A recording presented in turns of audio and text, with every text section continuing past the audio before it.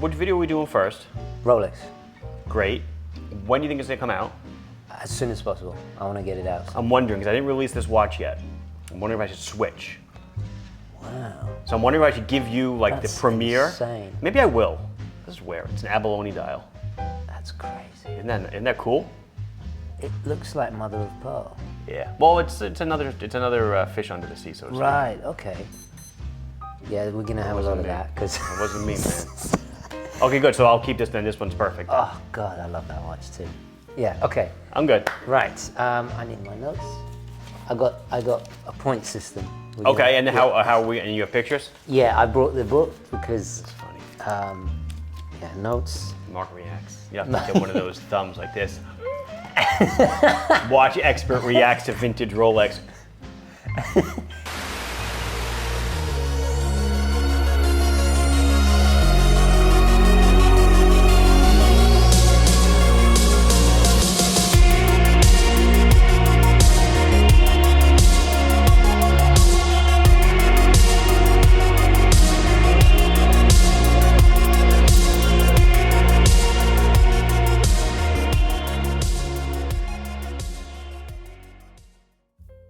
Okay, hi guys, and welcome to the show. And look who's back. Hey! How are you? What's up? How you doing, man? Good, good. Yeah. How have you been? Good, hot, but Hot. good. Very. Yeah, it is hot. It's been a hot summer. I took a little Philly walk this morning. Nice. You saw Rocky. I did. Well, I didn't see Rock. I saw his statue. Exactly, of course.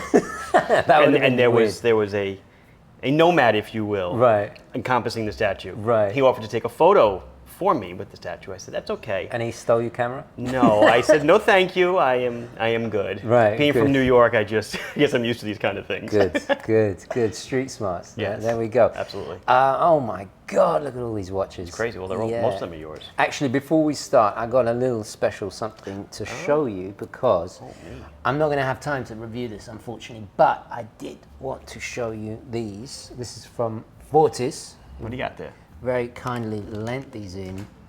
And these are, this is the Stratoliner.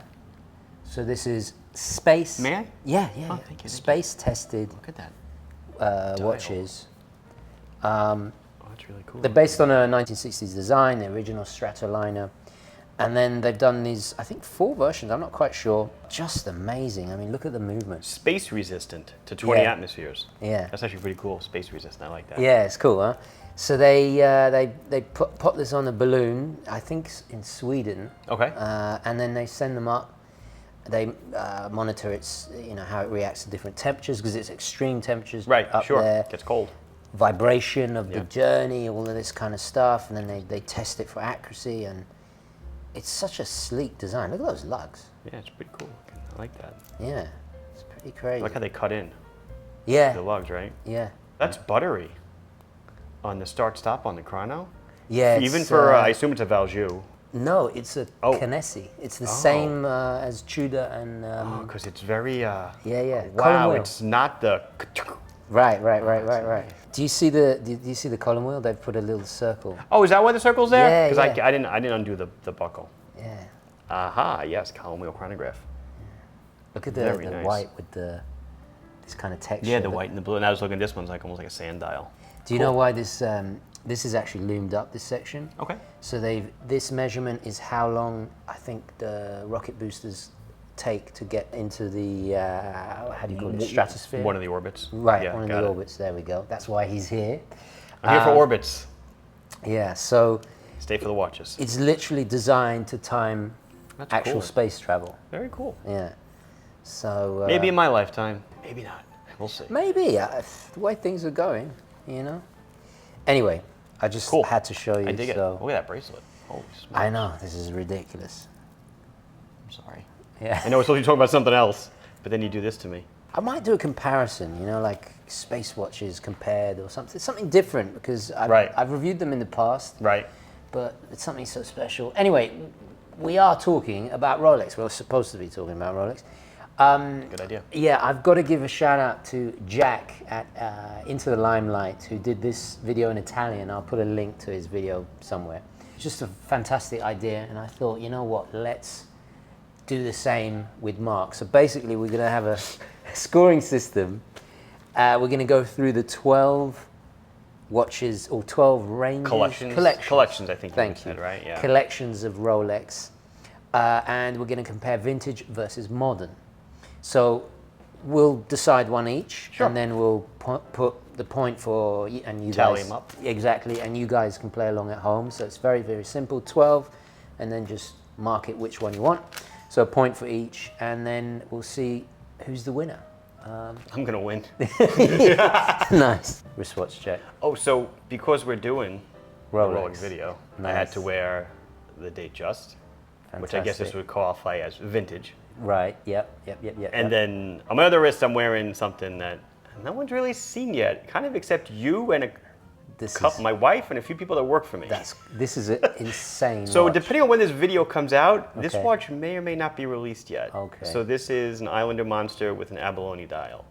Wow. So it's kind of... And explain to me abalone. What It's is like a shell, like a Right. seashell almost. So it's ground and polished, and they're all different. And it's got, you know, you see the waves and the textures in it. Like you had said, it's like almost like mother of pearl. Right. So they're all different. So That's it's insane. Yeah, it is insane.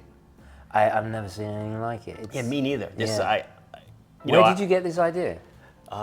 Phoebus, actually, another micro really? brand. They do Nice. an abalone dial, and I was like, wow, that is beautiful. I want to do the same thing. Yeah. The Rolex is. I reviewed this donkeys years ago. Like when we kind of first met. Right. Yeah. Right in the beginning. So Yeah. this, I don't know, eight years ago or so. Bateman Rolex. The right? Bateman, yeah, the American. And side. honestly, I had no idea that Right. that's because I still haven't seen the movie. Right. You But need you to. you had told me, and I Yeah. was like, really? And then I see it referred to every now and again. I still get comments on that video, and I should address something. Everyone said, "Oh, but it was a Seiko 5." It was a Seiko 5 in some scenes. In other scenes, for whatever reason, they Really? swapped them out. Yeah. Oh, so it's like a little error in the movie, or did he? I don't know why. If anyone knows, theories in the comments. But because at one point you can see the 4 o'clock crown. Okay. And then on other points, there's a shot where he opens a drawer, and it's quite clearly the Rolex again. Right. You know. So Interesting. yeah, little Trivia. trivia there. Anyway, Movie buffs. so let's start What with about your wrist check? Oh, Totally, God, come yes, on, you sorry. can't get away with that. Squire forged carbon 1521. Yep. I'm just in love with it. It's a whole new experience of the 1521. Yep. Lighter, more agile, more masculine, sporty. I run with this, I can't believe you run with it. Yeah. That totally blows my mind. and I love it because I could just jump in the shower and sweat all over it, and it's just I don't worry about it. You bang it about, yeah, just loving it. I like the blue one. Yeah, you like the, Yeah, of course. Right, so shall we start? Please. Let's start with the Air King. Are you familiar with the old Air Kings? Yes, I am. Right, okay, cool. So, launched in 1945 with the reference 4925, originally intended for the RAF. This is post-war, obviously. Little 34mm, then updated in 2014 with that, the green logo one. Yes. Which do you prefer? Now, is this the one where when they just came out with a new one, they went to like double digits on some of the on like Yeah, 0, yeah, to 5, balance it, 1, right? 0. Yeah. Yeah. I like the old one. You like the I old think a one? lot of them because it's like what your favorite Bond is the one you grew up with, right? Right, So it's yeah. like, no, I like the older one. Nice. Yeah. I'm gonna have to concur. I think I'm gonna go vintage. So I'm gonna put a V V for and you a V for me. and a V for me. There we go. Perfect. All right. That was easy. So you don't like the new ones at all? Not that I don't like them at all. Yeah. You said which one do you like better? Right. I like the older better because to me also the older ones. I hate to say it, but that was like the entry point into Rolex. When you course. graduated from Yeah. when I grew up, Tudor was baby Rolex, and after Right. you did Tudor, if you wanted a Rolex, you could get an Air King for a couple grand, and that was the entry point. Yeah. I have to say, yeah, I agree. I just recently did a video on Tag Heuer and Ryan Gosling, and he famously wears a vintage, like the really old ones, and there's just something about it. It's elegant, unstated. Yeah. I appreciate what they did with the new dial. It looks like a pilot's watch, Yeah. whereas the other one just looked like an It Oyster looks more Perpetual. like whatever speed gauge. Right, or whatever, right. Yeah. But despite that, I still prefer the old one. So okay, so next one, Cosmonaut. I've got Fortis Cosmo, on you the mind. you have space on your mind. Yeah, sorry. Cosmograph Daytona. There we go. Really, they were based on the chronographs that Rolex did during World War II.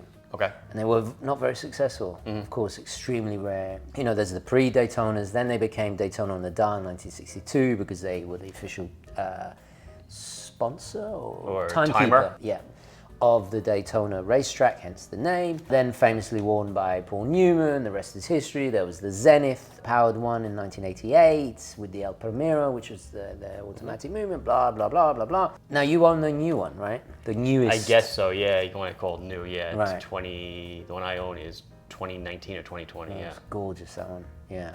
Was that white? That's white gold. Wow, Yeah. okay. So yeah, so different to these kind of tools that started in World War II that Yeah. were smuggled into prisoners of war in Germany. Right. Yeah, it's a crazy story if you've ever seen The Great Escape, kind of like that. New or old? Well, where are you defining the new to old line? That's a great Whereabouts? question. Is Newman old? Yes, and yeah, that's vintage. So yeah. then, and El Primero is modern? Oh God! Because depends where you draw the line. Because I would then be a modern. Because I like the stainless steels before they went to the Serracron bezel. Believe it or not, a buddy of mine's got with the El Primero, and so the El Primero's got also has the thinner sticks at the minutes. Right. That's how you differentiate things. It's a white dial. So I would be in the modern camp. And I would think that's kind of the more modern one because the older one is usually like the panda face, and Right, yep, you know, yep, like yep, you said, yep. like we associate them with Newman and whatever. So I'm gonna go. I'm going to allow that. I'm going to say the cutoff. Yeah. Thank you. I'm going to allow the cutoff. I think will be with that. Sure. That difference. So Yeah. I'm going to go modern too. I have to say. Oh. Yeah. I love the old pre-Daytonas, but you know what? I borrowed one to review a couple of years back, Okay. and I wasn't that excited. I mean, it sounds ridiculous, but I wasn't that excited. And then by the end of it, I was like, what can I sell to buy this? You know? So I just love the sportiness, the luxury of it. It's the look, the everything. I think the modern Daytonas are just really cool. Yeah, Really, I think really I personally, obviously, I bought one. I Yeah, love them. I yeah. think they're perfection. Okay, so we're gonna go modern. Look at that. That's interesting. I didn't expect that. We're so far. Yeah. Marc M Modern. TGV Vintage. All right, number 3, Datejust. So, yeah, I printed out the entire Wikipedia page because there's so much bloody history. I just swore right there. Wait, bloody is Swearing, yeah. Swearing? Is it really? I used to get told off at school for swearing. If you say bloody, Yeah, so then I just switched to Italian. Nobody cared because no one understood. is it worse than this? No, I worse think than that's this? worse. That's worse? Yeah. Jeez, gotta watch what I say around here. Now it's my fingers and my words. No, it's fine, it's fine. I mean, where do we even start? Okay, so it's the first automatically changing date watch of all time, I think. Yeah. Is it? 1945, yeah. So it was the first self-winding chronometer watch that had Oh, cool. an automatically changing date. There is just so much history about the Datejust. I'm not going to go into it, but For sure. so where's the cutoff for the Datejust?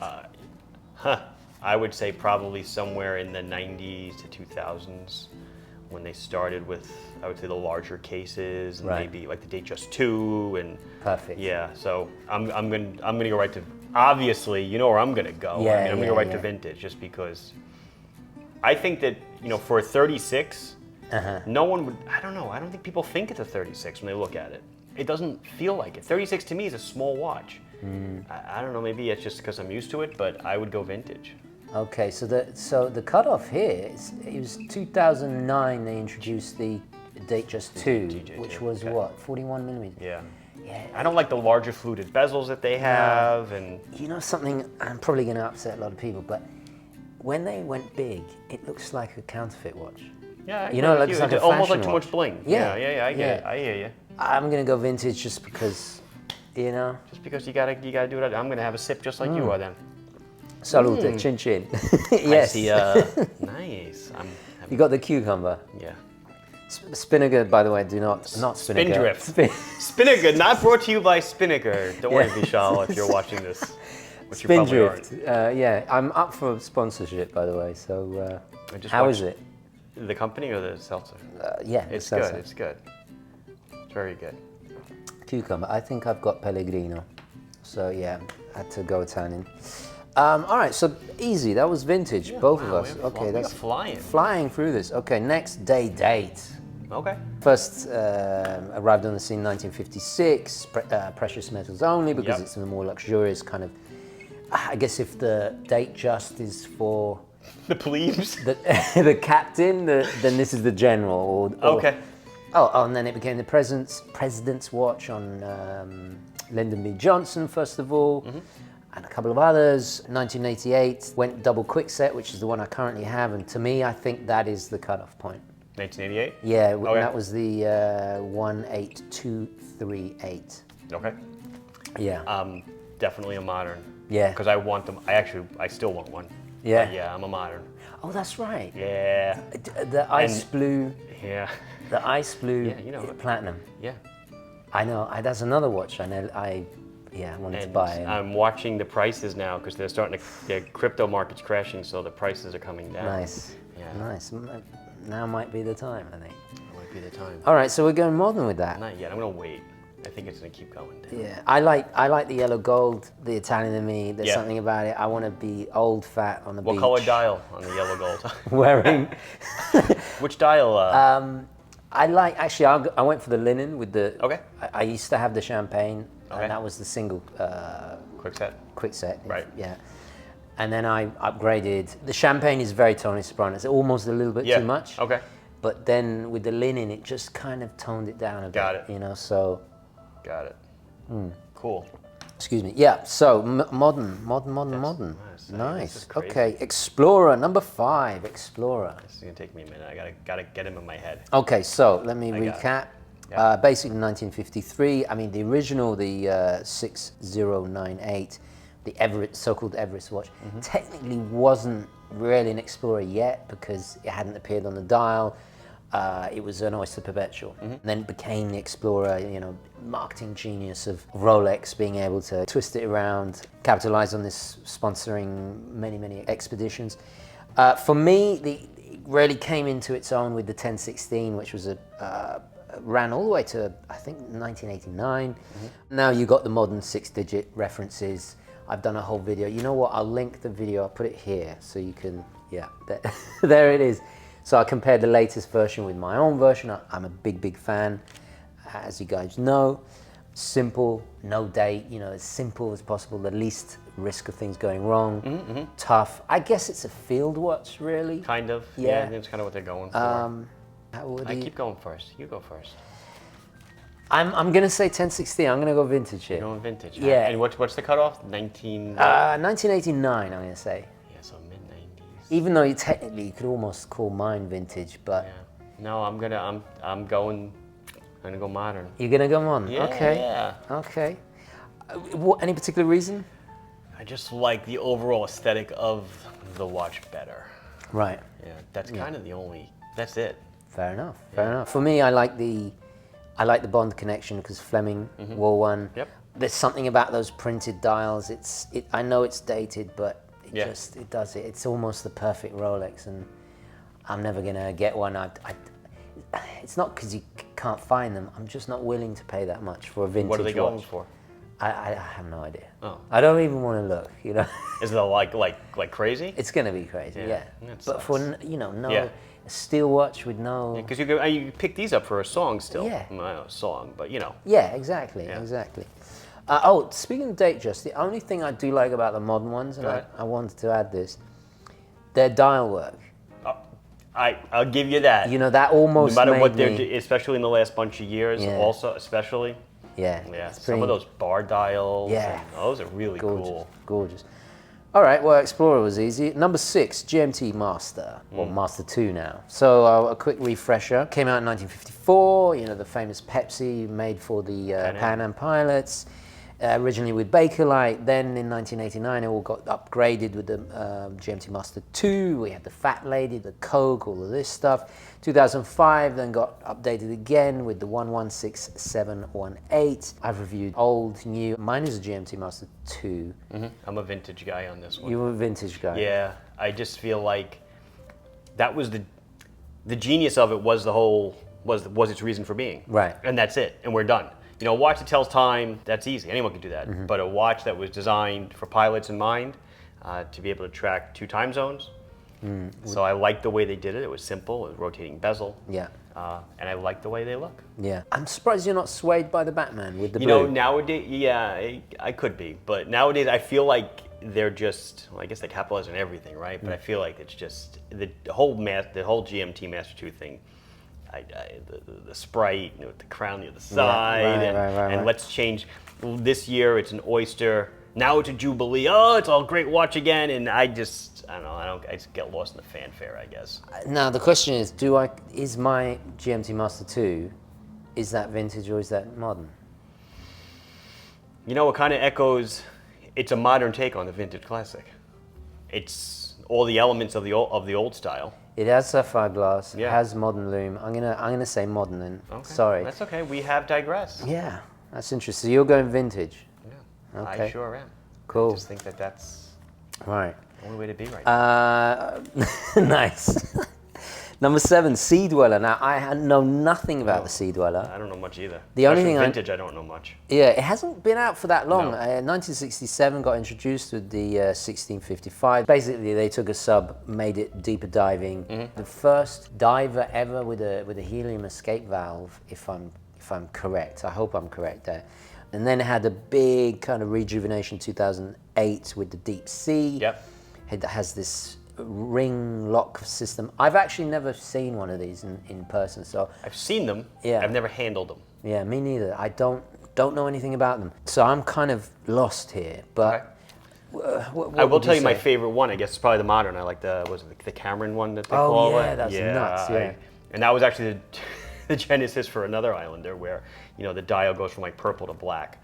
The gradient, yeah. Yeah, I would never own one just because too big. They're like 44, right? Yeah, 44. and it's heavy, it's massive, it's thick, and it's meant to go. I don't know what's the water resistance? A couple God thousand knows, or something. yeah, I mean, it'll be on screen when you do the B-roll. Yeah, but I'll show it now. Yeah, it's crazy.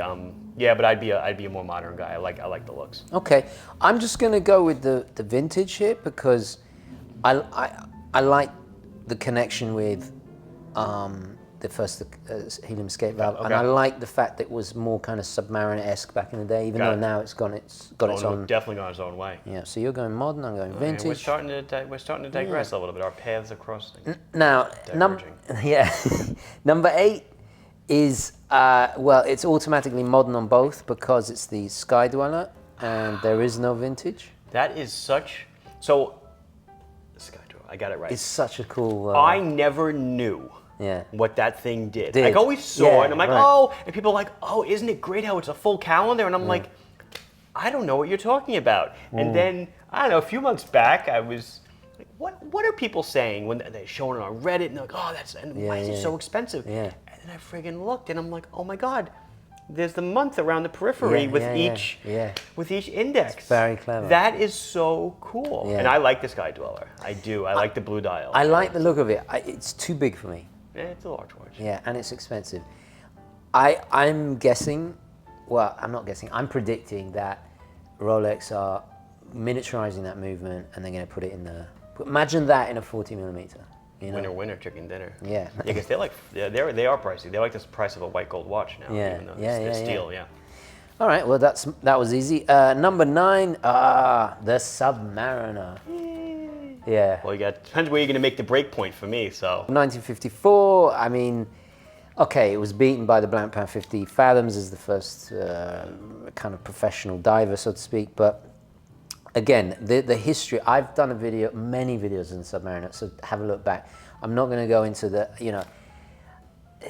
I'll name a few important dates. Like in '69, they introduced the first gold one. Then it really became like luxury item. Yep. Not so much the tool that we all associate with James Bond and the 6538 and all of this stuff. That set a kind of the Submariner language as we know it, and then of course we have the modern ones, the ceramic, which was introduced. That was 2007. No. 2005? Is that earlier? No, 2012. No. No, it was because mine is a pre-ceramic and it's an 06. Yeah, I should know this. I've had the ceramic. I sold it, and Yeah, I remember that. I've gone vintage. So, I mean, yeah. There's a freaking watch attached to that watch. Yeah. What the hell, dude? Yeah. No, this is. I did the video. So you're like, oh, hey, this is normal. Yeah. No, this is normal for me. This you have the Schwarzkopf. I should do that. I could do a quad. Yeah. This is the Buzz Aldrin. Oh, okay. Right, So right. I wear this. I designed it. I did a video on it actually.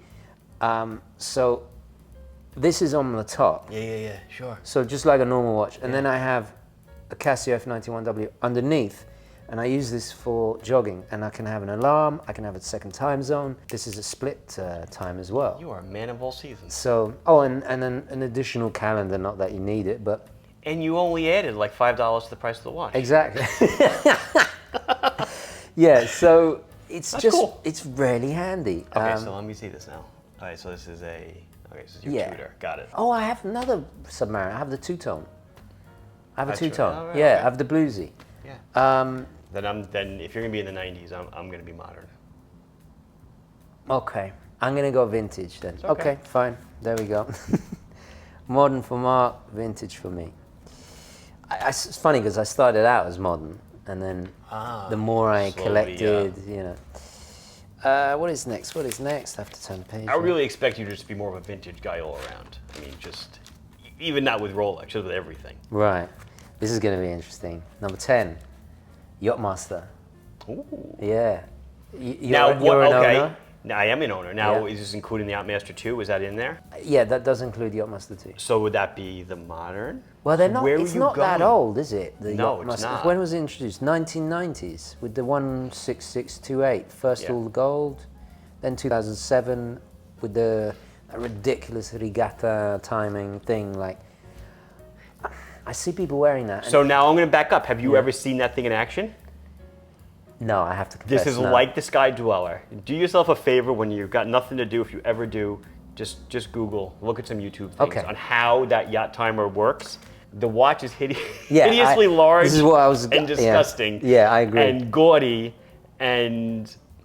but the inside mechanism is amazing. Yeah. You rotate the bezel. You do, it's a real timer. Pretty cool. But honestly, how many people race yachts? I know a few yacht owners, and yacht racing is such a niche sport. Sure. You know, like More people probably dive with their Submariner than Yeah. yacht with their Yacht-Master, right? Yeah. I see it more as I have a friend who, very successful business friend, and I'm not going to say names because I think I know this friend. Do Do I know this friend? Yeah, you do. It's not me, by the way. Big Rolex collector, the biggest Rolex collector I know. I mean, this guy buys Daytonas like nothing. Anyway, he wanted a Yacht-Master too, and I was like, why? You don't even have a yacht. Like, why? Yeah. It's ugly as It's hell. an FU watch. And he said exactly. Did he that. really? Yeah, he said exactly that. I can't imitate him either because, I'm gonna stop talking about this before I get into a lot of trouble. So anyway, and he wants to. In Italian, we say flexando, flex. I get it. You know. Sure. Anyway. So go ahead. So where are you? Where's your line? I would consider yours actually as the vintage of the older ones because it's the. Then I'm the vintage, baby. Yeah. Let's go vintage. Even though really it's not. Right. 11. Now this is the Cellini. No. So I don't really know much about that. Me I'll be neither. honest. I did a whole bunch of research. All I know is those quartz. Yeah. Now it's the most inconsistent Rolex ever designed because. Okay, so the first one was 1968, but then it was the Midas, then it was the Octagon, then it was the Dananos? Dananos, I don't know. Cestello, Cellini Cellissima in the 90s, Selenium in 2000, the Prince in the 2005, 2014 it was Jewel Time. Then in 2017 they did that beautiful moon phase. Yeah. And it's named after the 16th century Italian Florentine sculptor called Benvenuto Cellini. And he's very influential. I didn't know this. I just thought Cellini. Yeah, it sounds like just an Italian word. I mean, I know someone with the last name Cellini, actually. Right. But There you go. not him, but somebody else who was a mechanical designer. Right. That I work with. So it's the most bizarre. It's all over the place. It sure is. Yeah. It sure is, and it's almost like I don't know why it's still around. Yeah, it's gone from like really 70s brutalist, weird, asymmetrical stuff, and then it became like a dress watch, and now it's a complications watch. Yeah, so I definitely like the more modern ones. Yeah, I agree. I agree. Are they still quartz, or did they? I think they started going automatics. I think they did. God knows. I think it was during that weird period where, like, they were trying to push luxury quartz. So you think that was their answer to quartz crisis kind of thing? Yeah, that and the oyster quartz. You know the. I know a collector of oyster quartz. Right, I remember. Yeah. I used to own the Datejust oyster quartz. They're pretty cool watches, man. So funny. It was ridiculously inexpensive because nobody wanted them. Still very inexpensive to get. Yeah. Right. Yeah. Anyway, so last but by no means least, What is the Oyster Perpetual. Okay. The OP. The OP, or the OG, you could say. Yeah, true as well. Really, it's in every single Rolex if you really think about it. So first introduced in 1926. Wow. It was kind of dressy, then became a tool watch because it was one of the first to be waterproof, hence Oyster. Yeah, that whole. And then 1931 had the first automatics, hence the bubble backs to house it, etc. And then, all the way through the 60s, we had the reference 1002, which is 34 millimeters, blah, blah, blah. Very simple. And then in 2014, we got in the 6-digit numbers, and more recently, we've seen those kind of colorful dials, grape and all the rest of it. So, vintage or modern? I'd probably go vintage simply because it's like the base that everything else is built on. Yes, I totally agree. You nailed it. I couldn't have said it better. It was part of the inspiration for the Safari collaboration I did with Laurier. Okay. And in many ways, the Explorer, the Datejust is an OP with the date. Yeah. The Explorer is just with the Explorer date. Yep. Like you put a bezel on it and it becomes, make it a bit larger, it becomes a Submariner. So it's like, should we tally it up? Go ahead. So. Go ahead. So how many V's? Okay, 1, 2, 3, 4, 5, 6, 7, 8, 9, 10, 11, 12. Oh, that's not good. 12. That means maybe 12 M's. 1, 2, 3, 4, 5, 6, 7, 8, 9, 10, 11, 12. Oh, that's not good. Wait, have I got that right? Yeah, you did it both of them. Yeah. Because so we switched here, and then we switched again, so then we're even. And then, yeah, and then we switched here again, VM and MV. Yeah. I'm not joking, guys. Look at that. It's exactly 12-12. Isn't that hilarious? So Rolex. So we like both. Yeah. Overall. What a complete waste of time. Okay, thank you for having me. I'll see you later. No, that was really interesting. I expected one to be way ahead. Yeah. And I didn't know which. Well, how about this? So which one are you more? Like you as a person? Oh, okay. 1, 2, 3, 4, 5, 6, 7. You're just I'm to the more vintage. Okay. And you're 1, 2, 3, 4, 5. Oh, you're more modern. Marc is more modern. I'm one notch under and you're one notch over. So we're very close. Amazing. That is amazing. It was at this point during the long editing process that I noticed we had neglected to include the Milgauss. How had this happened? Upon looking at my notes, I had made the fatal error of not turning the page to the final Milgauss category during recording. What followed was several minutes of utter panic, anger, disappointment, and then a crippling sense of incompetence in Hugo Mountbatten proportions. I immediately called Marc to ask him if he preferred vintage or modern Milgauss. In a miraculous twist of fate, Marc favored the vintage 1956 smaller originals designed for scientists and to resist magnetic fields via a Faraday cage built into the case, hence the name. While I favored the newer 2014 versions with the green tinted sapphire crystal, blue sunburst dials and dashes of vivid orange, especially on the Thunderbolt seconds hand.